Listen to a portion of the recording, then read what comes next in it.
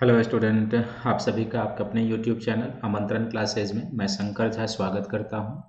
आज के सेशन में हम लोग इंडियन ज्योग्राफी के अंतर्गत खासकर भारतीय जो क्लाइमेट से संबंधित एक टॉपिक है जो प्री और मेंस में कई बार यूपीएससी में और स्टेट पीसीएस में भी पूछा गया और आगे भी पूछे जाएंगे, उस पर हम लोग चर्चा करेंगे। और वो टॉपिक हो जाएगा जिसको हम लोग कहते हैं पश्चिमी विक्षोभ के बारे में चर्चा करेंगे। पश्चिमी विक्षोभ या इंग्लिश में हम लोग इसे वेस्टर्ली डिस्टरबेंस के नाम से जानते हैं।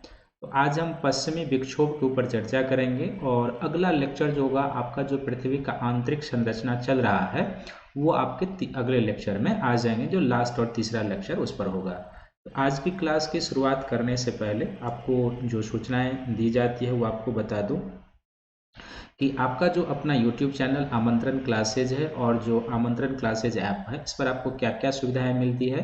इस पर आपको यूपीएससी और राज्य लोक सेवा आयोग के लिए राष्ट्रीय और अंतर्राष्ट्रीय समसामयिकी का क्लास मिलता है। दूसरा, आपको प्रारंभिक और मुख्य परीक्षा के लिए टेस्ट सीरीज का मटेरियल मिलेगा। जैसे जैसे आगे बढ़ेंगे जिस टेस्ट सीरीज का आपका डिस्कशन भी होगा और मुख्य परीक्षा के लिए टेस्ट सीरीज का आपका जो मॉडल आंसर होता है वो भी मिलेगा। तीसरा, इसमें सामान्य अध्ययन के सभी विषयों का आपके लिए क्लास उपलब्ध कराया जाएगा। धीरे धीरे हम सभी विषयों की ओर बढ़ रहे हैं और फिर सबको धीरे धीरे आगे कंटिन्यू करेंगे। साथ ही साथ आपको भूगोल और इतिहास ऑप्शनल पेपर का भी क्लास मिलेगा और निबंध की कक्षाएं भी आपके लिए आयोजित कराई जाएगी। आगे आपके लिए इंटरव्यू का भी वीडियो आपके लिए उपलब्ध कराया जाएगा, किस तरीके से इंटरव्यू का प्रिपरेशन करें। इस संदर्भ में यदि आपके पास किसी भी प्रकार की क्वेरी है तो आप मेरे फ़ोन नंबर पर हमसे संपर्क कर सकते हैं, व्हाट्सएप नंबर भी है ये। और साथ ही साथ आप इस टेलीग्राम चैनल को जरूर ज्वाइन कर लीजिए ताकि क्लास से संबंधित जो टाइम होता है, क्लास पीडीएफ और क्लास लिंक आप यहाँ से प्राप्त कर सकते हैं। और जैसे पहले बताया कि अब आप मेरा क्लास जो है सो मेरे ऐप आमंत्रण क्लासेज ऐप पर भी देख सकते हैं।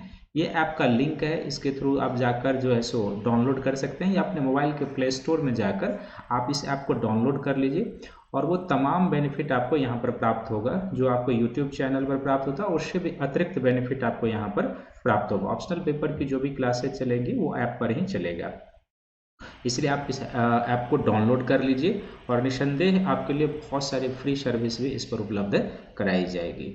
और अभी तक यदि आपने अपने YouTube चैनल को सब्सक्राइब नहीं किया है, ज़रूर आप सब्सक्राइब कर लीजिए, बेल आइकन दबा लीजिए ताकि क्लास से संबंधित जो नोटिफिकेशन है, सूचनाएं हैं, आपको समय पूर्व पहुंच जाए और आप क्लास का लाभ उठा सकें। और सभी लोग इसको लाइक करेंगे, शेयर करेंगे, सब्सक्राइब करेंगे ताकि अधिक से अधिक लोगों तक इसका बेनिफिट पहुँच सके। तो आइए आज का जो टॉपिक है, जैसे मैंने पहले ही कहा कि आज हम लोग जो पश्चिमी विक्षोभ है, वेस्टर्ली डिस्टरबेंस है, इसके ऊपर चर्चा करेंगे। और जो पश्चिमी विक्षोभ है, चूँकि मैंने ये टॉपिक इसलिए उठा लिया कि अब चूँकि विंटर का सीज़न हमारे यहाँ शुरू हो चुका है और भारत में शीत ऋतु में ही इसकी बारंबारता अधिक होती है। तो मौसम से संबंधित जो इस सिस्टम की विशेषता होती है उसके बारे में आप इसको अधिक समझ पाएंगे, क्योंकि आज जो मैं आपको बताऊंगा कि इसमें इस तरीके का वेदर कंडीशन बनता है और जब यह अब दिसंबर में, जनवरी में, फरवरी सब में भारत में आएगा तो आप इस वेदर को फील करेंगे एज इट इज, जैसे मैं आपको बताऊंगा उसी तरीके से। तो आइए इस टॉपिक की शुरुआत करने से पहले हम लोग सबसे पहले इसका एक फॉर्मेटिंग कर लेते हैं। तो इस फॉर्मेटिंग में सबसे पहले हम लोग ये जान लेते हैं, इसका एक इंट्रोडक्शन लेंगे, परिचय लेंगे कि सबसे पहले कि पश्चिमी विक्षोभ क्या है, इसके बारे में हम लोग परिचय लेंगे। दूसरा, हम लोग इसमें देखेंगे कि इसकी जो उत्पत्ति होती है, उत्पत्ति का क्षेत्र कहाँ पर है, पश्चिमी विक्षोभ की उत्पत्ति का क्षेत्र एवं कारण, कि कहाँ पर ये उत्पन्न होता है और किन कारणों से उत्पन्न होता है, इस पर हम लोग चर्चा करेंगे। फिर तीसरा हम लोग देखेंगे कि इसको भारत लाने वाला मैकेनिज्म कैसे है, भारत किस प्रकार आता है, किस तरह से किस प्रकार लाया जाता है, कौन सा ऐसा सिस्टम है जिसके द्वारा ये पश्चिमी विक्षोभ जो है भारत में ना बनने के बावजूद भी क्या है कि भारत लाया जाता है, तो वो कौन सा सिस्टम है जो भारत इसको लाता है। तीसरा, चौथा इसमें हम लोग देखेंगे कि ये जो पश्चिमी विक्षोभ होती है इसकी मौसमी विशेषता क्या होती है, वेदर कंडीशन कैसा होता है, जो इस टॉपिक का सबसे महत्वपूर्ण पहलू है। तो इसकी मौसमी विशेषता को देखेंगे और मौसमी विशेषता के साथ साथ फाइनल हम लोग इसके निष्कर्ष पर जाएंगे कि अब इससे हमें क्या जानकारी मिली और निष्कर्ष कंक्लूजन कैसे निकाला जाए। जैसे मैंने पहले ही बताया कि इस पर जो है यूपीएससी के पीटी में भी प्रश्न आ चुका है और मेंस में भी आता ही है प्रश्न, साथ ही साथ जो स्टेट पीसीएस है उसके लिए भी ये क्या है, बहुत ही उपयोगी टॉपिक है। आप इसको देखिए, ध्यानपूर्वक सुनिए और लास्ट में से जरूर शेयर कीजिएगा, सब्सक्राइब कीजिएगा। तो ये जो पश्चिमी विक्षोभ होता है, सबसे पहले तो आप ये समझिए कि पश्चिमी विक्षोभ जो है एक प्रकार का क्या है कि ये मौसमी परितंत्र होता है, मौसमी परितंत्र है, वेदर सिस्टम है, एक प्रकार का कहेंगे मौसमी परितंत्र है। और ये जो मौसमी परितंत्र है किस प्रकार का है, ये मौसमी परितंत्र एक प्रकार का क्या है, वाताग्रीय सिस्टम है, या इसको हम लोग कहेंगे यह एक प्रकार का वाताग्रीय प्रणाली के अंतर्गत आता है। वाताग्रीय प्रणाली के साथ साथ हम यह भी कह सकते हैं कि यह एक प्रकार का जो होता है शीतोष्ण चक्रवात की श्रेणी में आता है। किस श्रेणी में आता है, तो टेम्परेट साइक्लोन की श्रेणी में आता है, शीतोष्ण चक्रवात की श्रेणी में। और शीतोष्ण चक्रवात की श्रेणी में आने के कारण हम लोग इसको एक्स्ट्रा ट्रॉपिकल साइक्लोन भी कहते हैं। इसको क्या कहते हैं, एक्स्ट्रा ट्रॉपिकल साइक्लोन के नाम से भी ये जाना जाता है, एक्स्ट्रा ट्रॉपिकल साइक्लोन भी इसे कहते हैं। तो इसे चार तरीके से ये एक ही चीज़ों को, एक ऐसा सिस्टम है, वेदर सिस्टम है जो जहाँ उत्पन्न होगा वहाँ से लेके भारत तक आएगा, पूरे एरिया के मौसम को प्रभावित करता है। एक वेदर सिस्टम है जिसमें क्लाउड होगा, विंड होगा, आर्द्रता होगी, दैट्स वाई इसको हम लोग क्या कहते हैं, एक प्रकार का वेदर सिस्टम है। ये वाताग्रीय प्रणाली है, बिकॉज वाताग्र की उत्पत्ति जो होती है दो विपरीत प्रकार के वायु राशियों के कन्वर्जेंस से होती है। उसमें एक ठंडी वायु राशि होती है और एक उसमें गर्म वायु राशि होती है। तो इन दोनों वायु राशियों के कन्वर्जेंस से जो सिस्टम बनता है वो वाताग्रीय सिस्टम होता है। शीतोष्ण चक्रवात भी है ये, क्योंकि शीतोष्ण चक्रवात की उत्पत्ति इसी प्रकार से होती है, पहले वाताग्र बनता है और देन आफ्टर डेवलप होते होते वो टेम्परेट साइक्लोन के फॉर्म में आता है। और चूंकि ये जिन अक्षांशों में उष्ण कटिबंधीय चक्रवात बनता है उसके बाहर के अक्षांशों में बनता है, that's why it is also called extra tropical cyclone के रूप में जाना जाता है। तो ये इसका इंट्रोडक्शन हो जाएगा, ये आप ध्यान में रखेंगे। अब ये जो पश्चिमी विक्षोभ है ये उत्पन्न कहाँ होता है, किस प्रकार होता है, इसको समझने के लिए क्या करना होगा, हम लोगों को एक छोटा सा वर्ल्ड का डायग्राम बनाना होगा। आप भी कोशिश करेंगे मेरे साथ कि आप उस डायग्राम को बनाएं, और यदि आपको ये डायग्राम बन जाएगा तो फिर क्या है कि आपको ये सिस्टम ज़्यादा समझ में आएगा कि ये कहाँ बनेगा, किस तरीके से इसका ट्रैक रूट होता है, किस तरीके से ये मार्ग में ट्रैवल करेगा, पूरा का पूरा सिस्टम आपको समझ में आ जाएगा। तो आप ज़रूर कोशिश करें इसे बनाने का। ये अफ्रीका महाद्वीप हो जाएगा, और अफ्रीका महाद्वीप में जाएंगे तो ये क्या होगा, यहाँ पर मेडिटेरियन सी हो जाएगा। इस तरीके से यहाँ पर क्या हो जाएगा, ये मेडिटेरियन का इलाका हो जाएगा। तो इसको हम लोग क्या कहेंगे कि ये जो क्षेत्र है इसको हम लोग कहते हैं भूमध्य सागर का क्षेत्र कहते हैं। ये क्या है, भूमध्य सागर है, ये भूमध्य सागर है। यहाँ पर यूरोप का एरिया हो जाएगा, तो यहाँ पर क्या है, यूरोप के पर्वतीय क्षेत्र है, तो इसको हम लोग कहते हैं यूरोपीय उच्च भूमि कहेंगे, यूरोपीय उच्च भूमि। ये क्या है, यूरोपीय हाईलैंड है ये।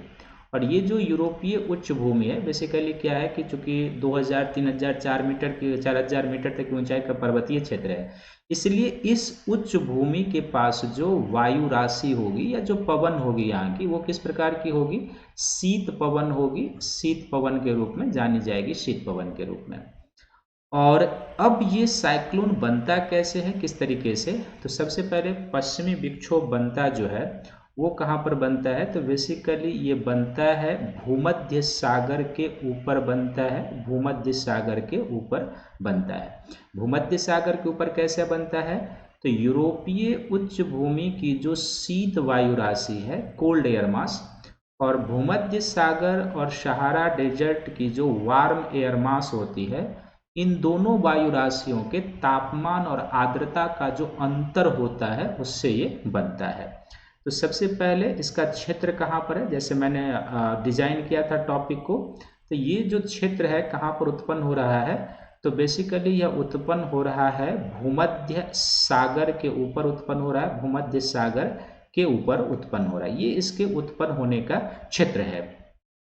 भूमध्य सागर पर उत्पन्न होने का जो क्षेत्र है, तो इसका कारण क्या है? तो यह मूल रूप से जो है दो विपरीत प्रकार की वायु राशियों के तापमान और आर्द्रता का जो अंतर होता है उससे उत्पन्न होता है।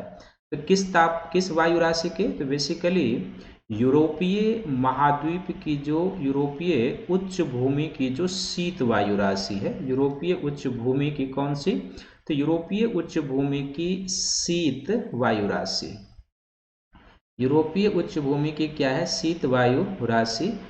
और जो भूमध्य सागर है उसकी जो गर्म वायु राशि होती है, भूमध्य सागर की गर्म वायु राशि। दोनों वायु राशि जो है, एक शीत वायु राशि है और एक गर्म वायु राशि है। इन दोनों वायु राशियों के जो तापमान का अंतर होता है, टेम्परेचर का, एक गर्म है और एक शीत है तो स्वाभाविक है, और तापमान और साथ साथ आर्द्रता का जो अंतर होता है, इन दोनों के अंतर से क्या होता है, यहाँ पर ये extra tropical cyclone, temperate cyclone का फॉर्मेशन होता है, जिसको हम लोग क्या कहते हैं? पश्चिमी विक्षोभ के नाम से जानते हैं। यह प्रकार का शीतोष्ण चक्रवात भी है। अब यहाँ से बन जाने के बाद क्या होता है कि जब ये पश्चिमी विक्षोभ इन दोनों वायु राशियों के टेम्परेचर और आर्द्रता के डिफरेंस से बन जाता है, तो फिर क्या होता है कि ये जो आप देखेंगे ना, ये एक तरीके का कौन सा, ये एक एरिया है जिसको हम लोग कहते हैं फारस की खाड़ी कहते हैं। फारस की खाड़ी, ये पर्शियन गल्फ है, फारस की खाड़ी है। यहाँ पर काला सागर होगा, कुछ इधर आ जाएंगे तो क्या हो जाएगा? कैस्पियन सागर है। यहाँ पर कौन सा सागर हो जाएगा? ये हो जाएगा कैस्पियन सागर। तो जब ये बन जाता है पश्चिमी विक्षोभ, यहाँ पर बनने के बाद क्या होता है कि ये पश्चिम से पूर्व की ओर ट्रैवल करना शुरू करता है, और पश्चिम से पूर्व की ओर जो ये ट्रैवल करता है, तो भूमध्य सागर से बन जाने के बाद जो है, इसको हम लोग कहते हैं, ये एक प्रकार का पश्चिमी जेट है। इसको हम लोग क्या कहते हैं? पश्चिमी जेट पवन कहते हैं, या इसी पश्चिमी जेट को हम लोग क्या कहते हैं? उपोष्ण जेट के नाम से भी जाना जाता है। ये उपोष्ण या सब ट्रॉपिकल जेट के नाम से भी जाना जाता है। तो भूमध्य सागर के ऊपर यूरोपीय उच्च भूमि की शीत वायु राशि और भूमध्य सागर की जो गर्म वायु राशि है, उन दोनों वायु राशियों के बीच तापमान और आर्द्रता के अंतर से ये उत्पन्न होता है।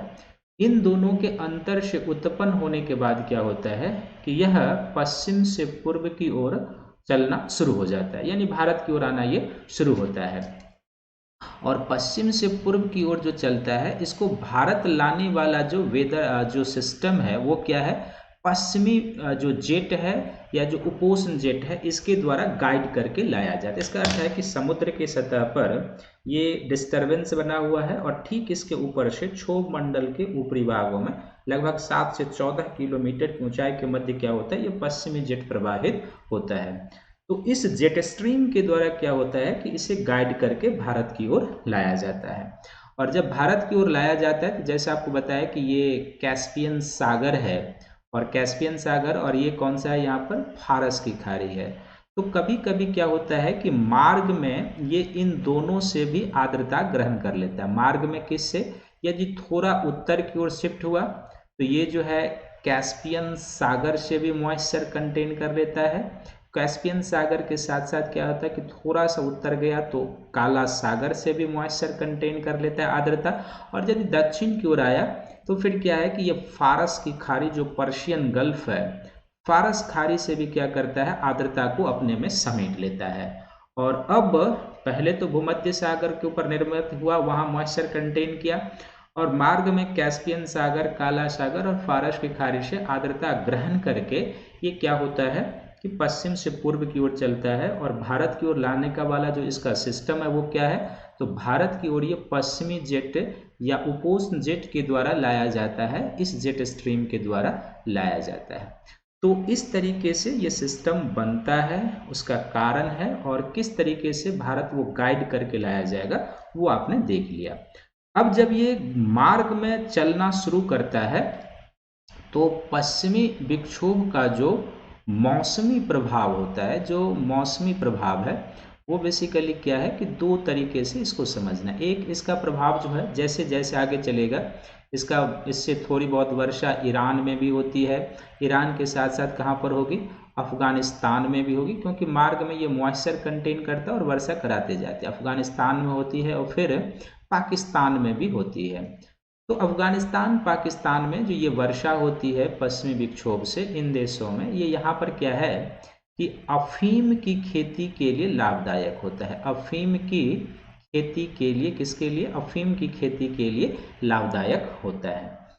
ये जो पश्चिमी विक्षोभ है, जो मौसमी प्रभाव है, इसको तो आप और आगे समझेंगे, लेकिन इसकी जो बारंबारता होती है, जो फ्रिक्वेंसी होती है, बारंबारता यानी आने की जो फ्रिक्वेंसी होती है, आने की फ्रिक्वेंसी, तो जो आने की फ्रिक्वेंसी होती है बेसिकली ये शुरू हो जाता है, इसका अधिक इम्पैक्ट होता है दिसंबर के महीने में, जनवरी के महीने में, फरवरी के महीने में। ये 3 महीने में पश्चिमी विक्षोभ का क्या होता है, अधिक इम्पैक्ट होता है। इसके अलावा इसका कभी कभी इम्पैक्ट मार्च तक भी देखा जाता है, कभी कभी नवंबर में भी आ जाएगा।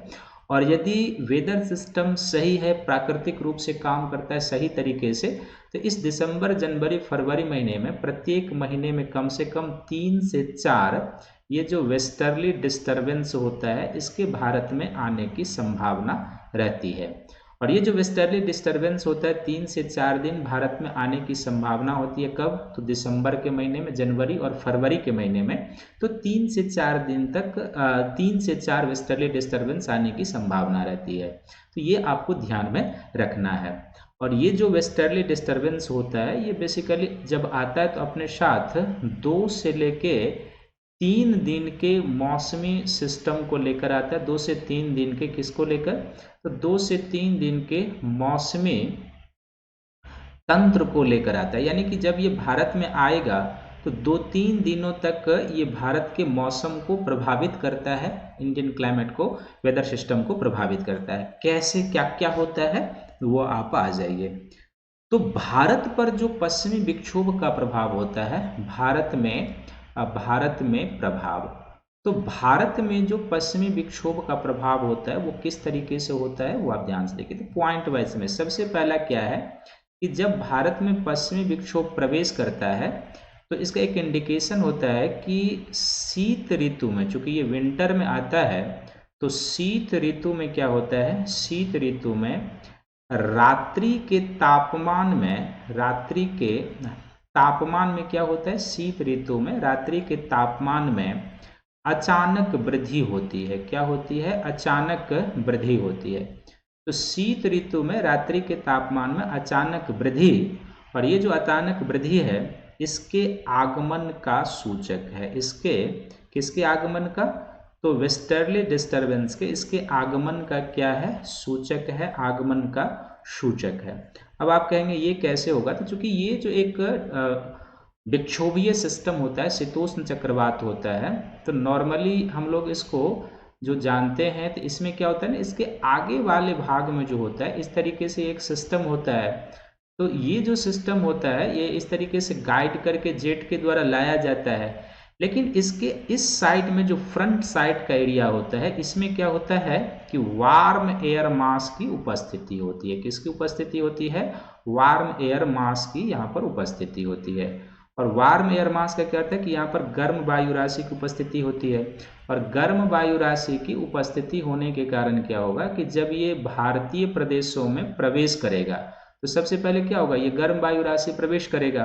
तो गर्म वायु राशि के प्रवेश करने से क्या होता है कि जैसे जम्मू कश्मीर हुआ, पंजाब, हरियाणा, जो राजस्थान है, दिल्ली है, इन सभी राज्यों में क्या होता है कि शीत ऋतु के रात में अचानक तापमान में वृद्धि होती है। और ये जो अचानक तापमान में वृद्धि होती है ये क्या है कि इस वेस्टर्ली डिस्टर्बेंस के आगमन का सूचक है। अब जब ये आ जाता है तो इसके बाद क्या होता है कि ये अपनी मौसमी विशेषता के साथ आता है। तो सबसे पहले इसकी मौसमी विशेषता भारत में क्या हुई कि शीत ऋतु में रात्रि के तापमान में अचानक वृद्धि इस डिस्टर्बेंस के आगमन का सूचक है, क्योंकि इसके आगे वाले भाग में फ्रंट साइड में वार्म एयर मास की उपस्थिति होती है, सबसे पहला। दूसरा जो इस वेस्टर्ली डिस्टर्बेंस की विशेषता है, मौसम विशेषता, वो क्या है कि इससे उत्तर भारत में शीतकालीन वर्षा होती है। इससे क्या होता है कि उत्तर भारत में, उत्तर भारत करने का अर्थ है कि पश्चिम का जो पर्वतीय राज्य है हिमालय का और जो मैदानी राज्य है, उत्तर भारत के राज्यों में वर्षा होती है। उत्तर भारत के राज्यों में क्या होती है कि राज्यों में वर्षा होती है। उत्तर भारत के राज्यों में वर्षा होती है और उत्तर भारत के राज्यों के कहने का अर्थ है कि ये वर्षा जो पश्चिमी हिमालयन राज्य है उसमें भी होती है, पश्चिमी हिमालयन राज्य में, पश्चिमी हिमालयन राज्य में होती है। और पश्चिमी हिमालयन राज्य के साथ साथ जो गंगा का मैदानी राज्य है, जो गंगा का मैदानी राज्य है, इस मैदानी राज्य दोनों में वर्षा होती है। ये जो वर्षा की मात्रा है बहुत ही अत्यल्प है। ये वर्षा की मात्रा 15 सेंटीमीटर से लेके 20 सेंटीमीटर के बीच है। बहुत ही कम वर्षा होती है 15 सेंटीमीटर से लेके 20 सेंटीमीटर के बीच। लेकिन ये जो 15 से 20 सेंटीमीटर के बीच वर्षा होती है, ये क्या होती है कि इस समय हमारे यहाँ रबी फसल का सीजन होता है।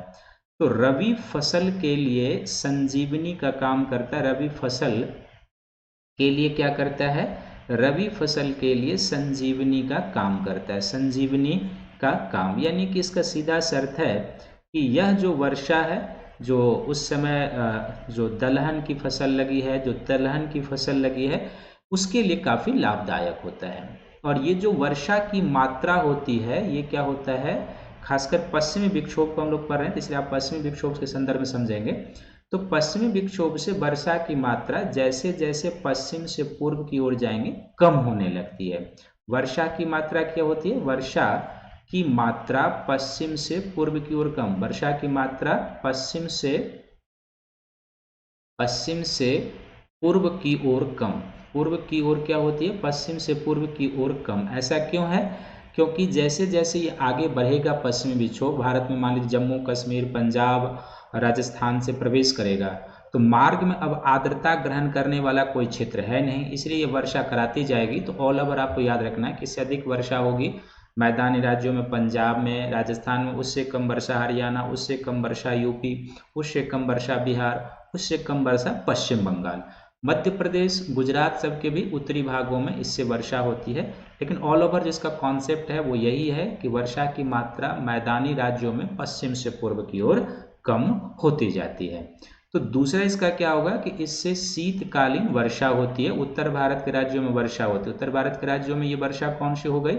शीतकालीन वर्षा होती है। लेकिन यहाँ पर ये ध्यान में रखेंगे कि दक्षिण भारत में भी अभी शीतकालीन वर्षा होती है। अभी आपने देखा है कुछ दिन पहले दक्षिण के राज्यों में काफी वर्षा, तमिलनाडु के कई शहरों में वर्षा के कारण फ्लड की स्थिति थी। तो दक्षिण भारत में जो अभी वर्षा हो रही है वो लौटते हुए मानसून से है, जिसको विंटर मानसून कहते हैं। लेकिन उत्तर भारत में ये जो वर्षा हो रहेगी वो किससे होगी? तो पश्चिमी विक्षोभ से होती है। ये आपको ध्यान में रखना है। दूसरी इसकी मौसमी विशेषता हो गई। तीसरी जो इसकी मौसमी विशेषता होती है पश्चिमी विक्षोभ की, वो तीसरी मौसमी विशेषता क्या होती है?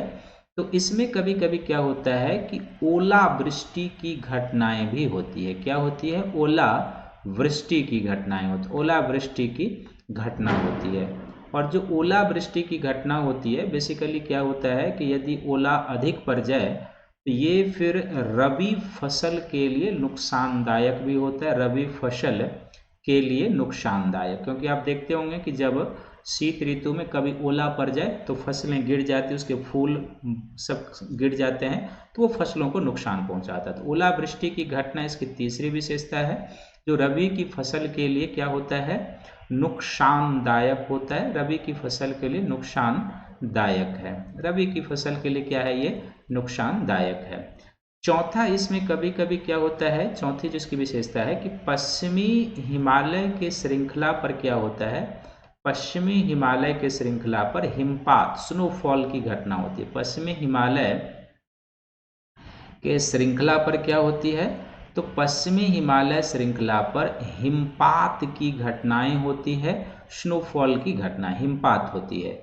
और ये जो हिमपात होती है इसका बहुत महत्व है। इसका महत्व क्या है कि ये जो हिमपात होगा अभी क्या होगा? एक तरीके से जम जाएगा। लेकिन ये जो स्नोफॉल हुआ है ये फिर आगे चलकर क्या होगा कि ग्रीष्म ऋतु में खासकर अप्रैल और मई के महीने में ये जो हिम है, अप्रैल और मई के महीने में क्या होता है, ये हिम पिघलना शुरू हो जाता है। अप्रैल मई के महीने में क्या होता है कि सौर प्रकाश पहुंचता है, उसके इम्पैक्ट से क्या होता है, ये पिघलने लगता है। और उसके इम्पैक्ट से जब ये पिघलने लगता है तो इसके कारण क्या होता है कि हिमालयन नदियों में क्या होता है कि ये जल स्तर को बढ़ाता है। हिमालयन नदियों में ये किस रूप में आ जाता है, हिमालयन नदियों में जल के रूप में आ जाता है। हिम पिघल कर क्या होगा, जल के रूप में। तो हिमालयन नदियों में जल के रूप में या जल संसाधन के रूप में आ जाता है। दैट्स वाई उत्तर भारत की जो नदियां हैं वो क्या है, पेरेनियल रिवर की श्रेणी में आती है। सालों भर इसमें क्या होता है कि जल रहता है। तो ये जो हिमपात होता है यहाँ पर, ये क्या होता है कि अभी जो हिमपात होगा पश्चिमी हिमालय के श्रृंखला पर ये जम जाएगा। आगे आने वाले सीजन में क्या होगा, अप्रैल मई में जब सौर प्रकाश पड़ेगा तो धीरे धीरे ये हिम पिघलेगा। पिघलने के कारण वो हिम जल संसाधन के रूप में कन्वर्ट हो जाएगा, जो गंगा, यमुना और अन्य नदियों में उपलब्ध हो जाएगा। इसलिए उत्तर भारत की जो हिमालय से निकलने वाली नदियां हैं वो क्या है कि पेरेनियल रिवर की श्रेणी में आती है। और चौथा, पांचवा इसमें क्या होता है कि कभी कभी तरित झंझा जैसी घटनाएं भी, तरित झंझा निर्मित हो जाता है। तरित झंझा निर्मित होता है, इसको इंग्लिश में क्या कहते हैं, थंडर स्टॉर्म।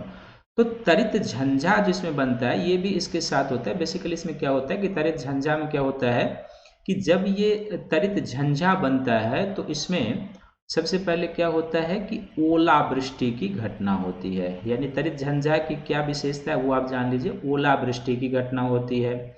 ओला के साथ साथ क्या होता है कि बड़े पैमाने पर इसमें मेघ गर्जन की घटना होती है। मेघ गर्जन की घटना जिसको आप थंडरिंग कहते हैं।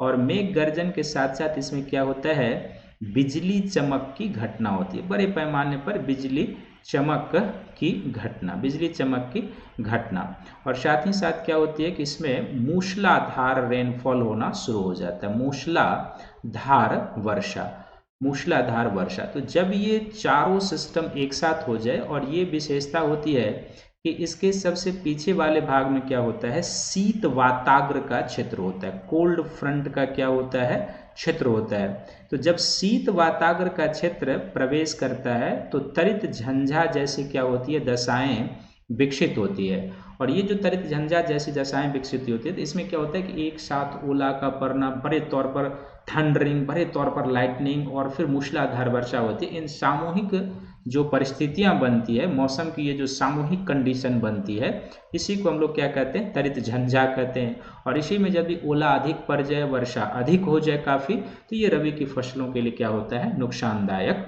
हो जाता है। पांचवा और छठा पॉइंट क्या होता है कि इस मौसमी विशेषता के लास्ट समय में क्या होता है कि शीत लहर का प्रकोप बढ़ता है। इसके लास्ट समय में क्या होता है, शीत लहर का प्रकोप बढ़ जाता है, शीतलहर का प्रकोप।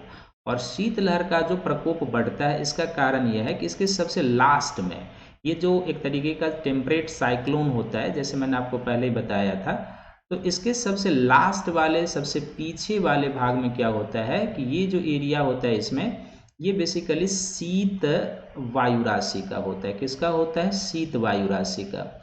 तो कोल्ड एयर मास का क्षेत्र होने के कारण क्या होता है कि जब ये एरिया चलेगा ऐसे करके सबसे लास्ट में यही पहुंचेगा, तो सबसे लास्ट में पहुंचने के कारण क्या होता है कि संपूर्ण मैदानी राज्यों में शीतलहर का प्रकोप, संपूर्ण जो मैदानी राज्य है उसमें क्या होता है, शीतलहर का प्रकोप बढ़ जाता है संपूर्ण मैदानी राज्य में।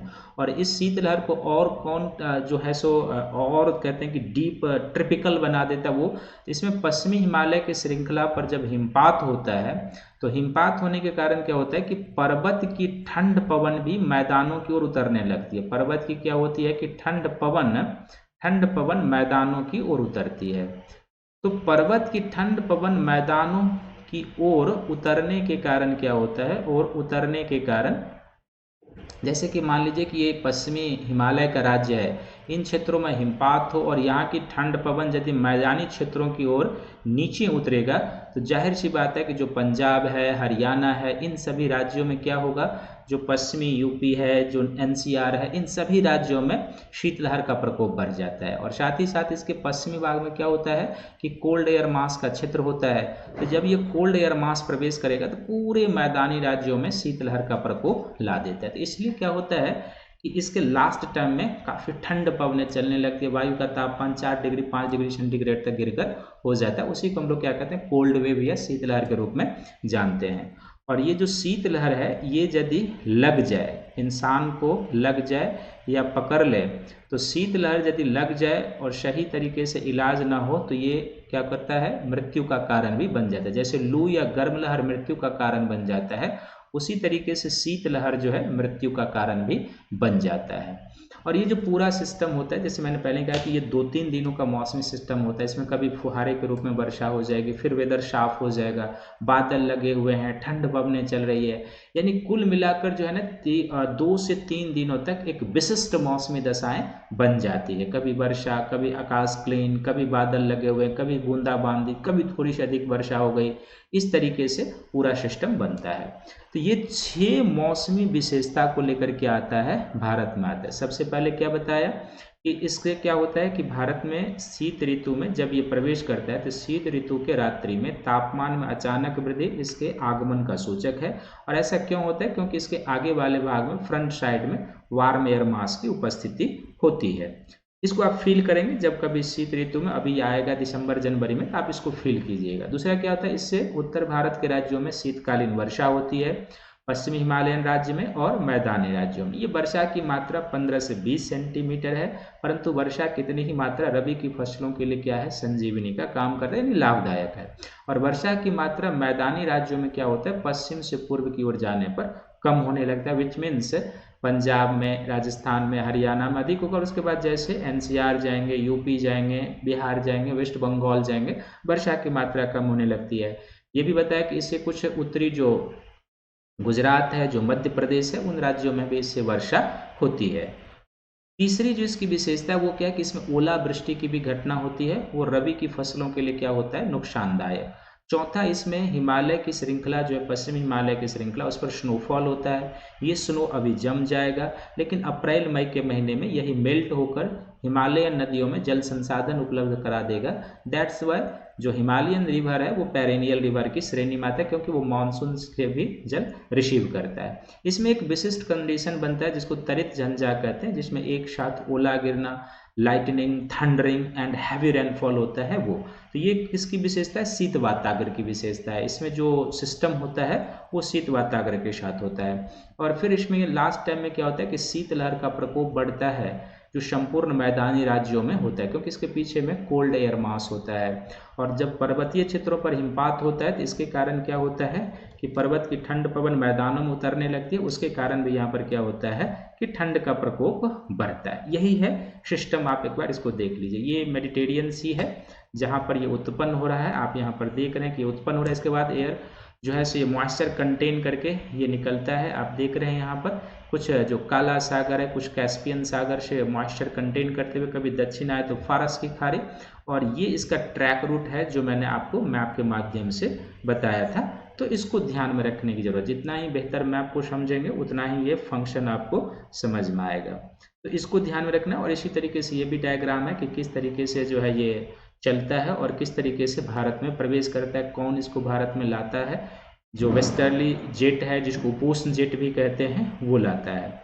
और ये जो शीतोष्ण चक्रवातीय रूप होता है, जब ये पूरी तरीके से फॉर्म कर जाता है ना, तो ये इसका जो कुछ डायग्राम बनता है, कुछ इस तरीके से इसका डायग्राम बन जाता है। इसके सेंटर में यहाँ पर क्या होता है, लो प्रेशर होता है, और इसके बाद जो है ना विंड का सर्कुलेशन इसमें कुछ इस तरीके से बनना शुरू हो जाता है। ये इस तरीके से बनता है, ये इस तरीके से पूरा सिस्टम बन जाता है। इसके आगे वाले भाग में ये जो होता है ये उष्ण वाताग्र का एरिया है। ये क्या होता है, उष्ण वाताग्र का एरिया है। और इसके इधर का जो एरिया है ये शीत वाताग्र का एरिया होता है। ये कौन सा होता है, कोल्ड फ्रंट का एरिया होता है। और इस तरीके से ये रन करना शुरू करता है। तो यहाँ पर क्या है कि यहाँ पर सबसे आगे में इसमें वार्म एयर मास होता है, इसके बाद ये जो एरिया इसमें होता है ये क्या होता है, वार्म फ्रंट का एरिया होता है। किसका एरिया होता है, वार्म फ्रंट का, यानी कि उष्ण वाताग्र का एरिया होता है, उष्ण वाताग्र का। इसके बाद इसमें बीच में जो होता है ना वार्म सेक्टर होता है, इसको हम लोग क्या कहते हैं, वार्म सेक्टर कहते हैं या इसको वार्म खंड कहते हैं। ये जो एरिया इसमें होता है ये क्या होता है, शीत वाताग्र होता है, कोल्ड फ्रंट होता है, और इसी के साथ तरित झंझा की दशाएं क्या होती है, बनती है। और पीछे में क्या होता है, इसमें जो कोल्ड एयर मास होता है वो इसमें होता है कोल्ड एयर मास। इस तरीके से ये बनता है, और ये जो है ना उपोष्ण या पछुआ जेट के द्वारा गाइड करके लाया जाता है। और अब यहाँ पर यदि मान लीजिए एक कोई प्रेक्षक है, कोई मौसमी विशेषज्ञ है, ऑब्जर्वर है, तो इस ऑब्जर्वर के ऊपर सबसे पहले कौन सा एरिया जाएगा, इस ऑब्जर्वर को सबसे पहले जो गर्म वायु राशि का एरिया है वो उसके सर के ऊपर से जाएगा। तो गर्म वायु राशि की जो विशेषता होगी वो इसे अनुभव कराए, तापमान बढ़ेगा, वायु दाब कम हो जाएगा, पवनों में विचलन आना शुरू हो जाएगा। उसके बाद क्या होगा कि इसको गर्म जो वाताग्र है, गर्म वाताग्र की जो मौसमी विशेषता होती है वो इसको ये फील कराएगा। डिफरेंट टाइप ऑफ क्लाउड बनते हैं गर्म वातावरण में, सक्सेसिव क्लाउड बनता है यहाँ पे। तो जिस क्लाउड की जो विशेषता होती है वो आपको बताएगा। उस प्रत्येक क्लाउड का एक नेचर होता है, वो आपको जीएस में नहीं पूछेगा, बहुत डीप मैंने बता दिया है, ऑप्शनल पेपर में भी इससे अंदर नहीं जाएगा। तीसरा अब जब जाइएगा तो इस को क्या होगा, तो वार्म सेक्टर जो है, गर्म खंड जो है, इसकी विशेषता जो होगी वो होगा, कुछ समय के लिए मौसम हो सकता है यहाँ पर साफ उसको होता हुआ दिखाई दे, तो ये इसकी विशेषता। चौथा अब इसके पास कौन जाएगा, इस ऑब्जर्वर के पास, तो अब इसके ऊपर से शीत वाताग्र का क्षेत्र निकलेगा, कोल्ड फ्रंट का क्षेत्र निकलेगा। और जब शीत वाताग्र का क्षेत्र निकलेगा तभी कभी कभी तरित झंझा जैसी दशाएं बनती है। और पांचवा क्या होगा इसके लास्ट में, शीत वायु राशि इसके ऊपर से गुजरेगा, शीत वायु राशि। और जब ये गुजर जाएगा 2-3 दिन तक रहेगा, अपने हिसाब से मौसम क्रिएट करेगा, और तब फिर ये क्या होगा, पूर्वकालीन जो 2-3 दिन से पहले की दशाएं थी उसी तरह की दशाएं कायम हो जाएगी। तो ये पश्चिमी विक्षोभ है और इसका इम्पैक्ट होता है भारत में। और जैसे मैंने पहले ही बताया कि ये जो डिस्टरबेंस है दिसंबर में, जनवरी में, फरवरी में 3-4 डिस्टरबेंस आने की संभावना रहती है यदि वेदर कंडीशन सही रहे, सही तरीके से फॉर्म कर जाए। कभी कभी इसका इम्पैक्ट नवंबर से भी शुरू हो जाएगा और अप्रैल तक भी रहता है, लेकिन डीप इम्पैक्ट जो इसका पड़ता है दिसंबर, जनवरी और फरवरी के महीनों में। तो मैं उम्मीद करता हूँ कि ये वीडियो आपको बहुत ही पसंद आया होगा। टॉपिक जरूर आप अपना कमेंट इसमें लिखिएगा कि आपको कैसा लगा ये टॉपिक, और हम इसी तरीके से आपके लिए लाएंगे। आप कमेंट जरूर कीजिए कि आपको क्या चाहिए, किस तरीके से चाहिए, मैं उस पर काम करूँगा। तो अगला जो लेक्चर होगा आपका वो किस पर होगा, पृथ्वी की आंतरिक संरचना से संबंधित जो 3rd लेक्चर होगा वो होगा।